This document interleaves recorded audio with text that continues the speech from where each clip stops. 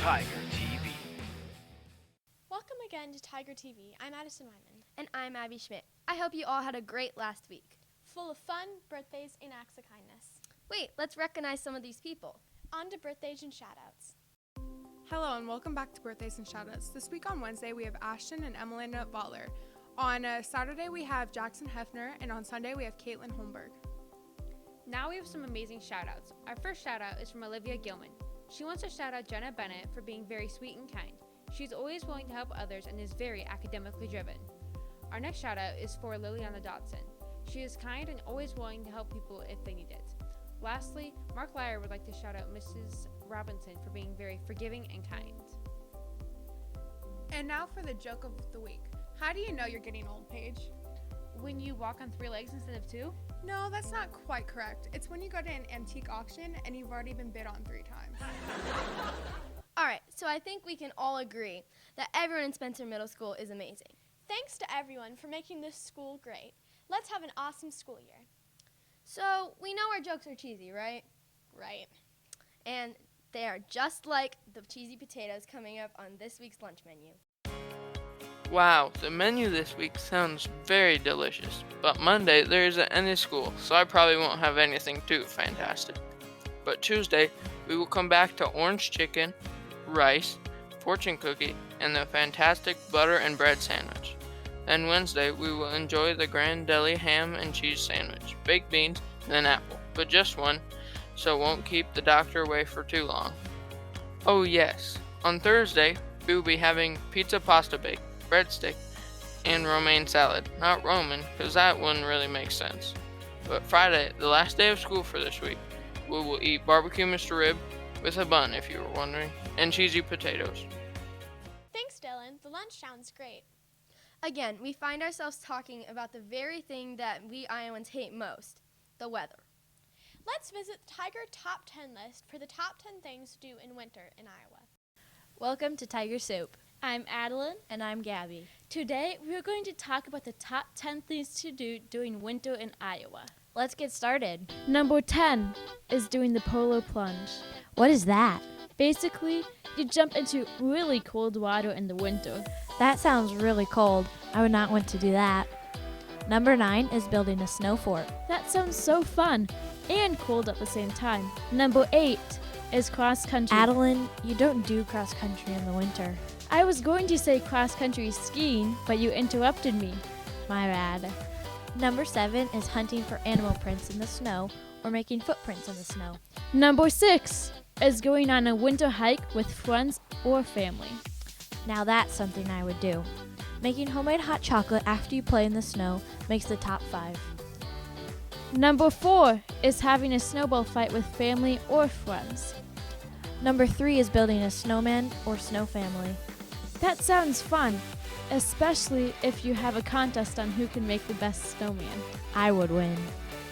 We'll see about that.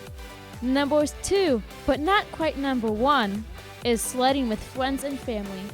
And finally, the moment you've all been waiting for. Drum roll, please.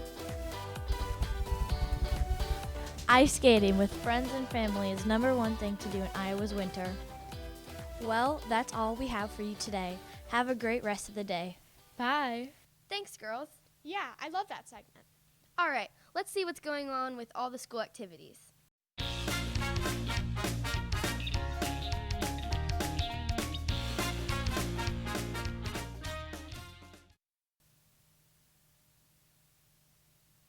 Hi, I'm Cole. And I'm Grant, and we are your hosts for this week's sports section.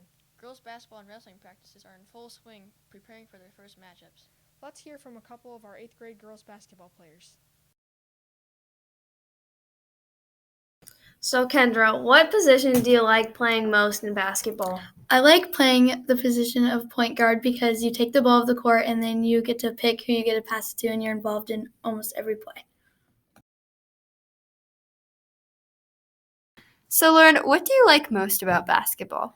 I like the competition and being able to play people and push them. Now let's take a look at our wrestling team. It looks like Caitlin and Graceland interviewed 8th grade wrestler Cade Johnson.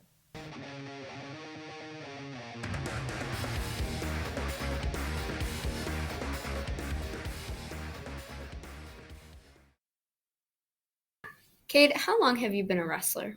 I've been wrestling for about 9 years. And what is your favorite part about wrestling? It's a one-on-one competition, but it's also a team sport. Now it's time for the sports quote of the week. Michael Jordan once said, "You have to expect things of yourselves before you can do them." We wish all of our sports teams the best of luck in their upcoming matchups.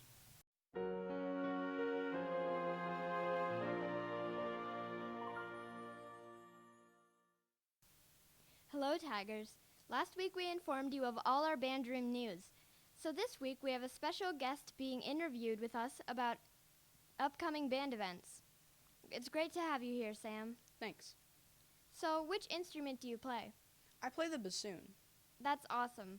By now, everyone's picked a solo for our upcoming festival. What's yours? Mine is Sleigh Ride. Interesting. Can you tell us why you picked that solo? I picked it because it has no A flats. Are A flats particularly hard to play on the bassoon? In my opinion, they are. Are you also playing in an ensemble? Yes. Who is in your group? In my group, it would be me and Rafe. That's so cool. Not only do you have to practice your festival music, but the band concert is also fast approaching. Are you excited? Yeah. What's your favorite song that you were playing? March Diabolique. Awesome. Are you in jazz band? Yes. I hear the concert is February 20th. Do you know what you're playing? We are playing Mission Impossible. Cool. Well, that concludes our interview with Sam. Stay tuned for more fine arts on Tiger TV. Catch you later. Thanks, sports crew. Now, how about a random fact about this day in history? Today is National Dr. Martin Luther King Jr. Day. Don't forget to remember MLK and the impact he has on all of our daily lives. All right, so with that in mind, let's recognize some of the people in our school who are doing some great things. How about we move into the SMS Spotlight? Welcome back to SMS Spotlight. Today we will focus on the 7th grade classes. In pre-algebra, they are learning about algebraic equations and inequalities. In 7th grade math, they are learning about equations and inequalities. Here are some photos.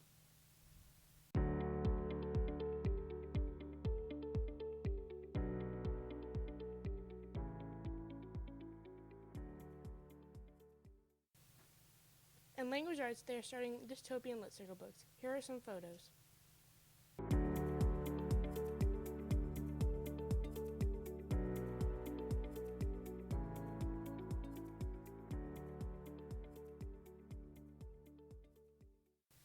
All right, in home base, the students are beginning a dodgeball tournament once the current round robin ends.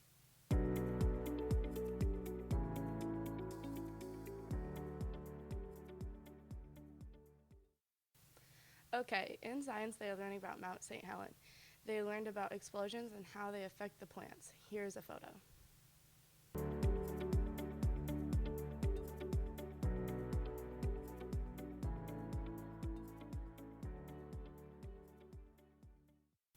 In social studies, the students are working on their family history projects. Here's a photo.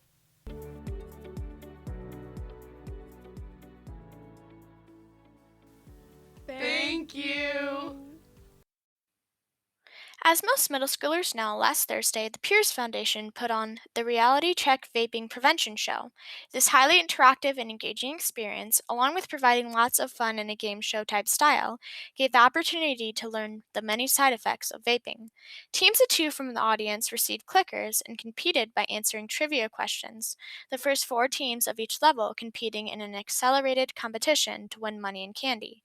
Along with the many prizes offered as a reward for answering the questions, I think that the best reward was learning all the valuable information. Please remember, vaping is harmful for your health, your wealth, and your stealth, plus those around you. So just don't do it. It looks like we have a busy week coming up. That's for sure. But as Mr. Schilling says, life is too short not to be hyped. To be continued, Tigers.